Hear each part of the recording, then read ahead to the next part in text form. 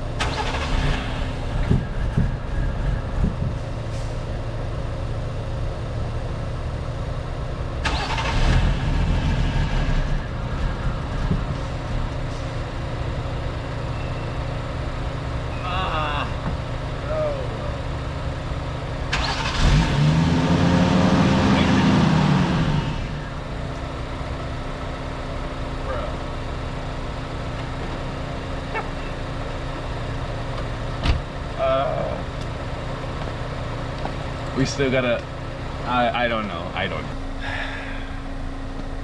don't know, guys. I think we're just gonna take this off and then clean it, because I think it's still clogged. So we're gonna take off the sensor, I'm gonna unbolt it, gonna spray it in there. I think it's, like I said, I think it's clogged open. I think it won't let it shut. So I'm gonna spray, like I said, in there. I'll spray around there, and then we'll see, we'll slap it in there. If, like I said, nothing else happens and at least the sensor's good and we know it's a fuel issue, and we'll go to the injectors next and see if I was already gonna replace those anyways, because like I said, it's been sitting for 2-3 years, so I'm guessing that it's just probably clogged. So let me get the sensor and let's clean it. Okay guys, so I loosened up the actually it's only two nuts. They're 12 millimeters. Got them loose. I also took off this little bracket that holds the cables together, so just took that off real quick. All right, so if you have a 1J non-VVTi, you're gonna want to loosen these 2 bolts, get a flathead, push this back as far as it can, which is about like this far. You can get it off farther, but I mean there's really no point because it's right here. You're gonna want to spray in there and also in here. Make sure you don't lose this this gasket right here. There's a little orange filter. I don't know if you guys can even see it. Oh, you guys can't. Oh, there it is, kind of. So you got to spray in there and then in here. So for all you 1J non-VVTi owners, this is it. So I'm gonna spray in there, spray out there. I'll even I'm gonna open up the intake manifold part right here, and I'm gonna spray in there, open up the valve, and just see if that works enough to where it can just get it up in here and get it into the garage. Hopefully, like I said, this works. If this works, then we found the issue. If not, then we definitely gotta get the fuel part done, and at least we'll know that this part is clean and there's really nothing else that we can do. So let's go ahead and get this thing going, and I'll let you guys know what's going on. Okay, so we took this apart, we sprayed all in here again. We opened this up, we sprayed in here, sprayed in there. We're gonna put the connection back in and see if we can get this thing moving. This is the biggest thing right now, so let's go ahead. We're gonna put everything back together, close it all up, and see if it works. If it doesn't work, like I said, then you guys will have to stay tuned for another episode, and we'll have to get the injectors and go from there. If it does work, then great. It at least moves, but we still gotta get those injectors. So either way, we're gonna get the injectors, but I just want to know if it's the idle air control valve that's really messing it up, or if it's really these injectors that are just really holding it back. So let's go ahead and get straight to it. Okay guys, so the battery died. I'm sorry about that, but this thing literally just cut on and then it died on me. So I don't know if it's just trying to get used to it, the idle air control valve being clean. So let's cut it back on. Let's see how it does.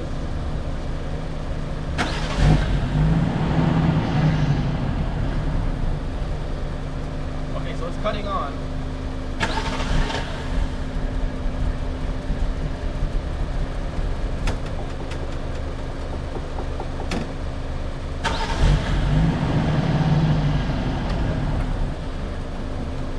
You son of a.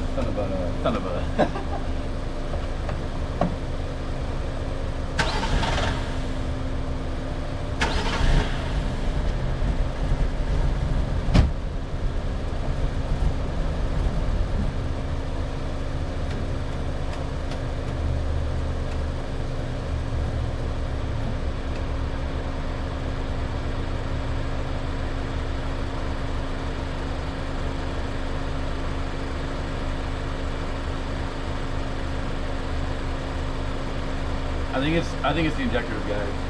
It's so gunked up, and I can smell the fuel. I think it's just not. They're just bad. So it's gonna have to be the injectors.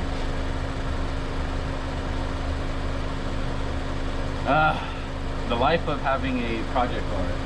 Always something.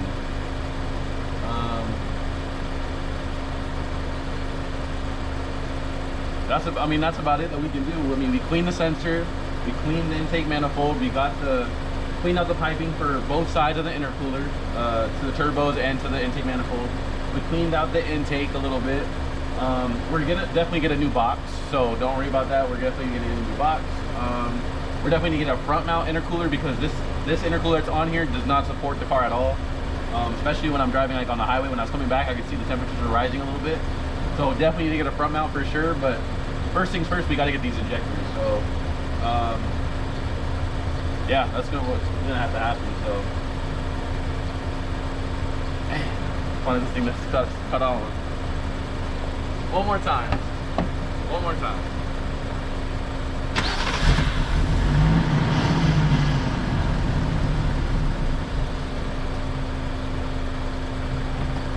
And just like that, boys and girls,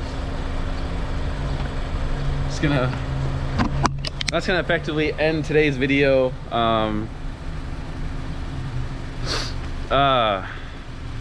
Well, it is what it is. We know it's not a idle air control valve. We know it's not anything else.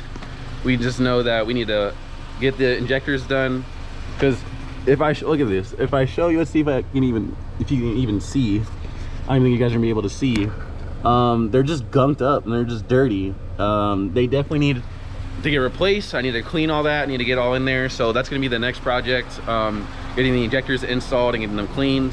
So yeah, but idle air control valve is good. We cleaned it. Like I said, we need to definitely get a front mount intercooler, but first things first, we need to get those injectors. So make sure you guys stay tuned, stay with me in this process. This is such a great, cool experience for me. I'm learning and I'm getting the hang of this SC300.